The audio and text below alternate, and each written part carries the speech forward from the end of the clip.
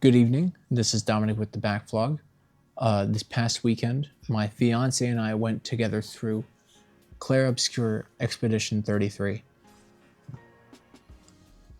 Yeah, this is a powerful piece of art right here. Whenever I have a favorite something, a favorite piece of media, I usually don't realize it's going to be a favorite until months down the line, because my favorite pieces of media are stuff that creep up on me, as I think, like just casually thinking about stuff.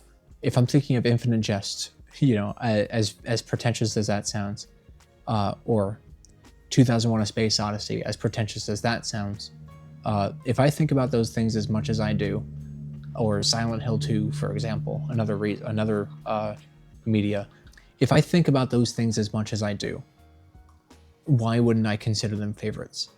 And Clair Obscur Expedition 33, I know there's a recency bias behind it, but I have not, since finishing it, been able to stop thinking about it. It is wildly, first of all, the gameplay by itself is revolutionary for this genre.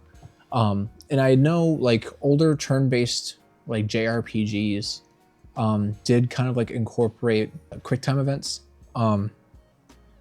But the fact that this game so perfectly blends turn-based combat as well as like the active real-time combat, say, of like a Souls game is nothing short of amazing. Like I said this in my media acquisition video whenever I picked this up.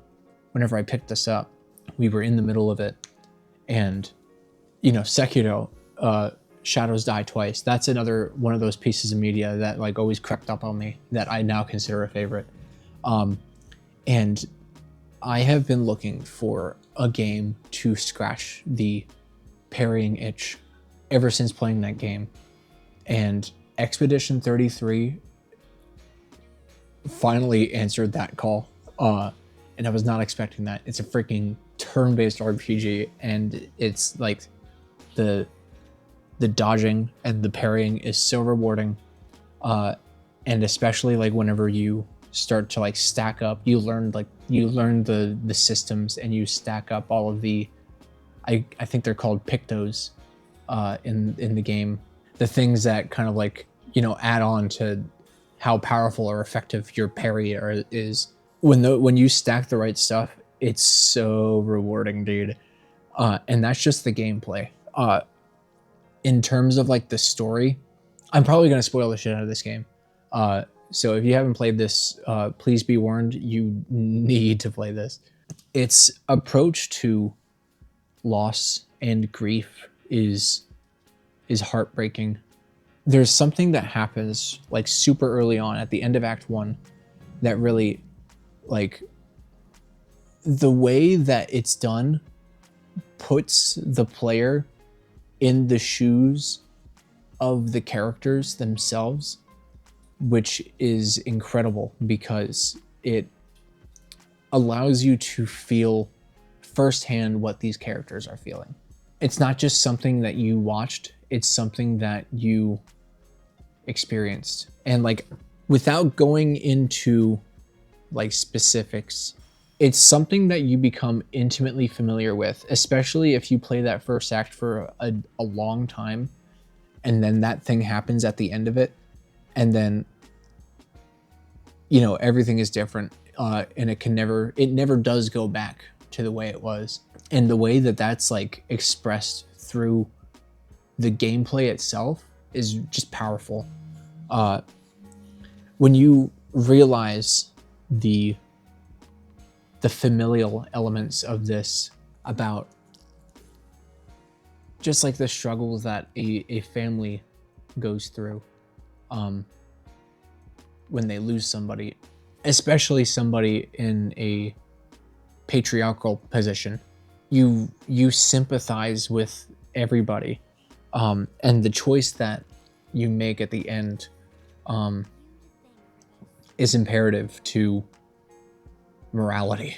Thinking about those endings that you can choose from really gets to me, because like you can see the reasoning behind both choices. And I believe personally that there is only one ethical choice to make, but that is just because of my lived experience and the fact that the other choice, even though I think it's morally wrong, is there to begin with, and it's a choice that, you know, people make. It just adds like a thick layer of nuance and complication. And I don't know, the things that this game makes me think about, and the way that it has me questioning my worldviews, well, not questioning, but like conversing with my worldviews, is incredible. And the fact that this game that came out of nowhere, made by 30 people, was able to do this and also be like revolutionary on a gameplay standpoint and beautiful on an art design and world building standpoint, just like it's firing on all cylinders. And like this might be my favorite thing of the year, and it took this long to get here. Like I'll talk. Okay, I won't go on a tangent. I haven't even looked at my notes yet. I was just rambling. The music in it, the music in it is constantly stuck in my head, and stylistically it's all over the place, but it just works. The melodies are haunting and beautiful, and the instrumentation is, I don't have a lot of adjectives in my little hat to pick from, but like I love the way that the strings sound, and that the acoustic guitar sounds, and that the piano sounds, and that the freaking techno beats sound whenever those come in. Like I think accordion. I love the music in this. Like there are such serene tracks in here too. When talking about mood, there is a little bit of everything here. It's so good. And it's made by a freaking random dude that this team found on SoundCloud. Like this Expedition 33 is the underdog game of the decade so far. Not the year, the freaking decade. I'll tell you what. Playing it reminds me a lot of like the teen dystopian drama books that used to come out like a decade ago.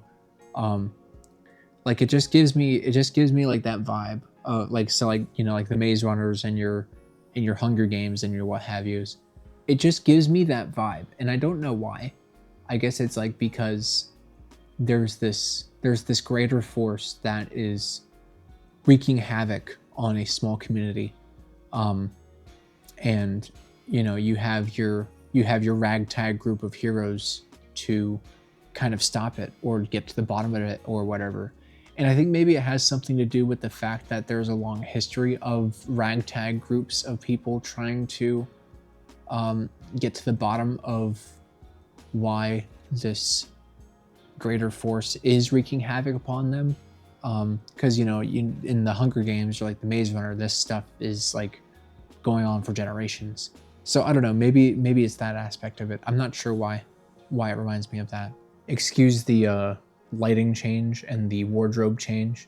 I wanted to make a quick addendum to this because I completely forgot to mention this whenever I recorded this video. This is the third addendum in a row that I've had to record because I just kept forgetting about things that I wanted to talk about. So Clair Obscur is already confirmed to have a sequel in development, and I think it's an incredibly welcome franchise to RPGs as a whole.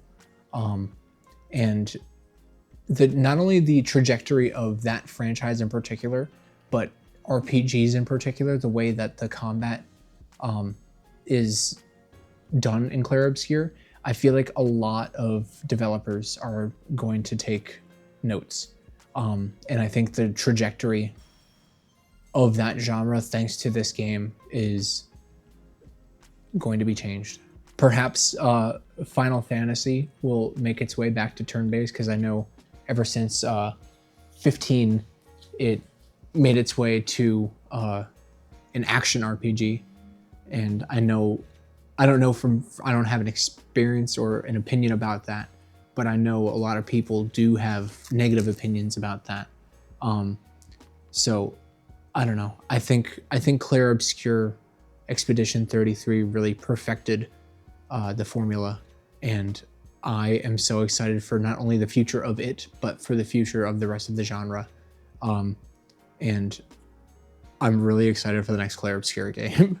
One last thing in this is, like, you know, even though it is like a heart-wrenching game, the moments of comedy and just like the whimsy nature of this game are also like through the roof. Like, there are points in this that just like gave me like really big Kingdom Hearts vibes, especially like when you're like in the Gestral village, and just like all those like big just like the big dudes, like the big goofy dudes, and like the little goofy dudes.